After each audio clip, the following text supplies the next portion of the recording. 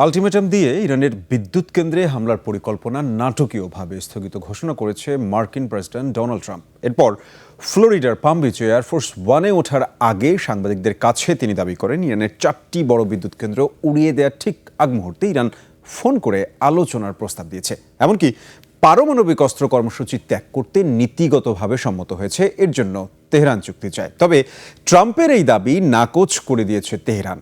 ইরানের পররাষ্ট্র মন্ত্রণালয় বলেছে ডোনাল্ড ট্রাম্পের এমন মন্তব্যের উদ্দেশ্য হল জ্বালানির দাম কমানো এবং তার সামরিক পরিকল্পনা বাস্তবায়নের জন্য সময় ক্ষেপণ করা। দর্শক, আরও জানাচ্ছেন আফসানা নীলা।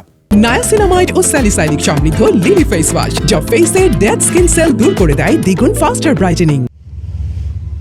সোমবার ভোরে কেঁপে ওঠে ইরানের রাজধানী তেহরান। শহর জুড়ে ব্যাপক বিমান হামলা চালায় ইসরায়েল। দক্ষিণ ইরানের একটি সম্প্রচার কেন্দ্রে প্রাণঘাতী হামলায় একজন নিহত হন। এছাড়া গত 24 ঘণ্টায় যুক্তরাষ্ট্র ও ইসরায়েলি হামলায় এক শিশুর মৃত্যু এবং 3 বেসামরিক নাগরিক আহত হন।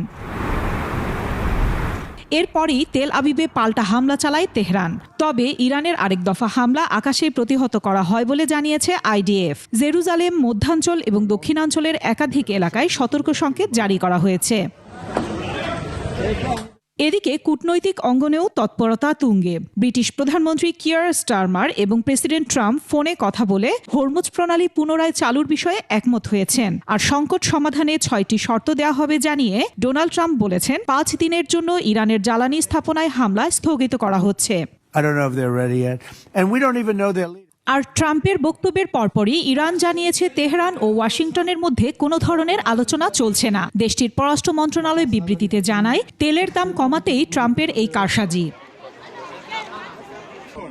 এদিকে জ্বালানি স্থাপনায় হামলা স্থগিত করা হবে এই আলোচনার পর বিশ্ববাজারে কমতে শুরু করেছে তেলের দাম। ব্যারেল প্রতি দাঁড়িয়েছে $96। অন্যদিকে স্থল অভিযান শুরু হলে পারস্য উপসাগরে নৌ মাইন পেতে দেওয়া হবে বলে হুঁশিয়ারি দিয়েছে ইরান। আর যুদ্ধে লিপ্ত সব পক্ষকে নতুন করে আলোচনার টেবিলে ফেরার আহ্বান জানিয়েছে চীন।